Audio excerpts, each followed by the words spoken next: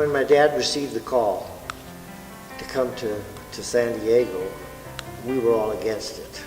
We didn't want to leave school. I had just started kindergarten, and my mom was very supportive. A lot of people said, well, Dad, at 47, do you really want to start a church? That's, you're going to close to pushing 50.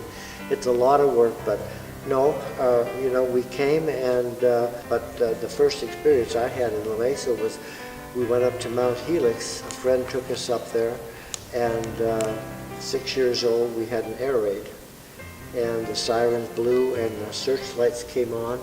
Terrified. I mean, 6 years old, I had no concept of what war was, and explained to me.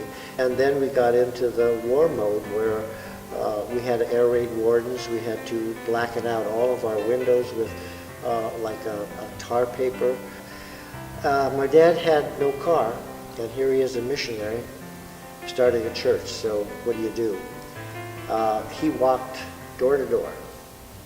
And our first service was held in the VFW building on Spring Street. And we had 22 members at that first service.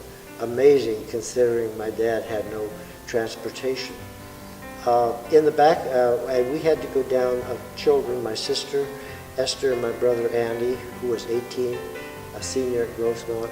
We would go down about 5 o'clock in the morning and open all the doors and windows and try to get rid of the beer and smoke smell and sweep the floor up and get it ready. And we noticed that for the first 5 or 6 services that there was a man standing in the back of the church, and he had a suit on. He looked like he was, ready to worship. And we found out, my dad eventually asked who he was, and he identified himself as an FBI agent that was making sure that nothing was being preached against America, because my dad had previously preached many times in German. In fact, in Michigan we had a German service, and then we had an English service. When we moved into the Parsonage on Carter Place, we found out we had Italian neighbors that were not allowed to leave their house after 6 o'clock.